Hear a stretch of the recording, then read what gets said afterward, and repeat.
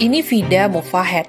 Pada 2018 silam, fotonya yang berdiri di atas kotak utilitas seraya mengibarkan jilbab viral. Mofahed melakukan itu sebagai bentuk protes terhadap pemerintahan Hasan Rouhani yang dinilai kekang kebebasan perempuan Iran dengan pemberlakuan wajib jilbab. Sayang atas aksinya, Mofahed diciduk aparat dan dijatuhi hukuman setahun penjara. Tuduhannya memprovokasi publik. Meski begitu, aksi Mofahed memantik elan perlawanan yang lebih luas. Ia dapat julukan The Girl of Enghelab. Dalam bahasa Iran, Enghelab sendiri bermakna revolusi. Saking luasnya, polisi Iran menangkap puluhan perempuan yang melakukan hal yang sama, melepas jilbab sebagai bentuk protes. 4 tahun setelah Mofahed, situasi di Iran seperti berjalan di tempat. Kali ini lebih parah.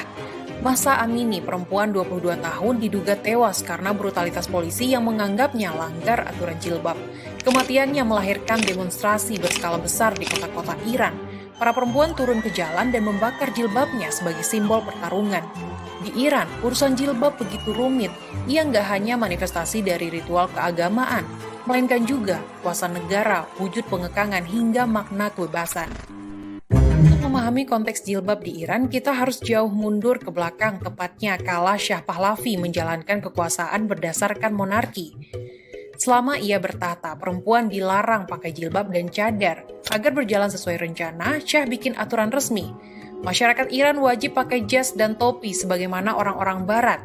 Pada Desember 1935, larangan jilbab resmi diberlakukan dan diterapkan ke seluruh provinsi di Iran 1 bulan setelahnya.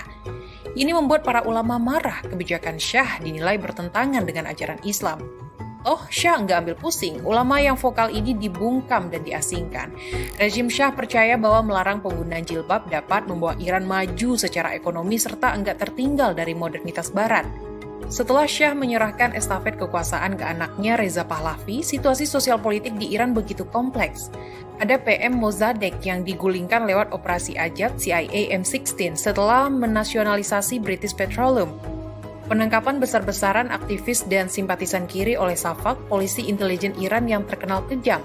Lalu Revolusi Putih, proyek modernisasi besar-besaran di era Pahlavi yang sayangnya justru makin bikin ketimpangan melebar karena hanya mengandalkan boom minyak dan cuma kejar pertumbuhan ekonomi alih-alih pemerataan.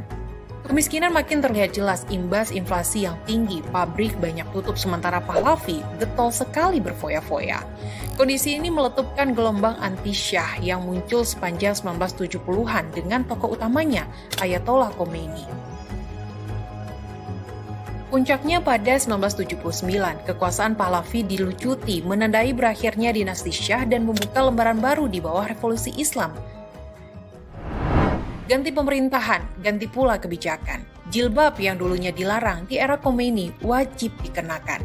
Perempuan yang enggak pakai jilbab sama saja menodai agama dan harga diri. Satu-satunya bagian tubuh perempuan yang boleh terlihat hanyalah wajah dan telapak tangan. Negara dan agama seketika bersekutu mengatur mana yang boleh dilakukan perempuan dan mana yang enggak.